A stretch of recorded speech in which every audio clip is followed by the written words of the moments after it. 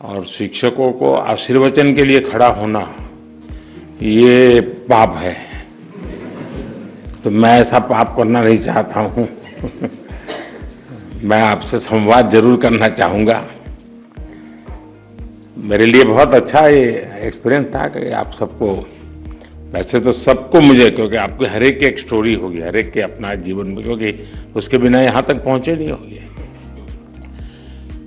लेकिन उतना समय निकालना मुश्किल होता है, लेकिन जितना भी मुझे आप सबसे कुछ जानने का अवसर मिला वो बहुत ही प्रेरक है, और मैं इसके लिए आप सबको बहुत बहुत बधाई देता हूँ।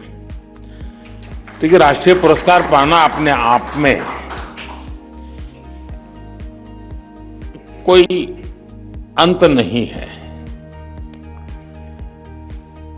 अब सबका आपके पर ध्यान है, अवार्ड के बाद सबका ध्यान है। इसका मतलब कि आपकी रीच बहुत बढ़ गई है।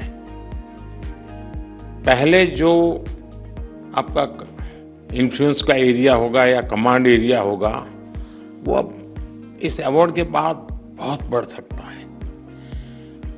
मैं मानता हूं कि शुरुआत यहां से होती है। मौका ले लेना चाहिए।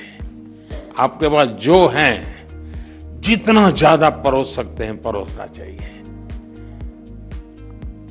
और मैं मानता हूं आपका सेटिस्फेक्शन लेवल बढ़ता ही जाएगा, तो उस दिशा में प्रयास करना चाहिए। इस पुरस्कार के लिए आपका चयन, आपके परिश्रम, आपकी निरंतर साधना का एक प्रकार से प्रमाण है, तभी तो ये सब संभव होता है। और एक शिक्षक सिर्फ वर्तमान नहीं होता है, बल्कि देश की भावी पीढ़ी को भी वो गढ़ता है, वो भविष्य को निखारता है। और मैं समझता हूं कि ये भी देश सेवा की श्रेणी में किसी भी प्रकार से,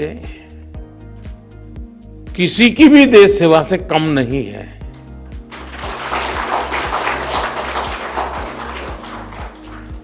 आज करोड़ों शिक्षक आपकी तरह ही पूरी निष्ठा, तत्परता और समर्पण भाव से देश सेवा में जुटे हैं। सबको यहां आने तक का अवसर नहीं मिलता है।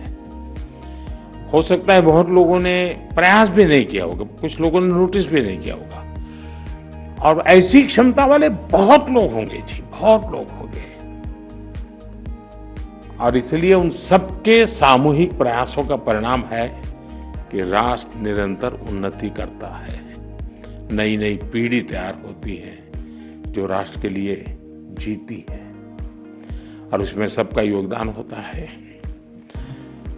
साथियों, हमारा देश हमेशा से गुरु शिष्य परंपरा का उपासक रहा है।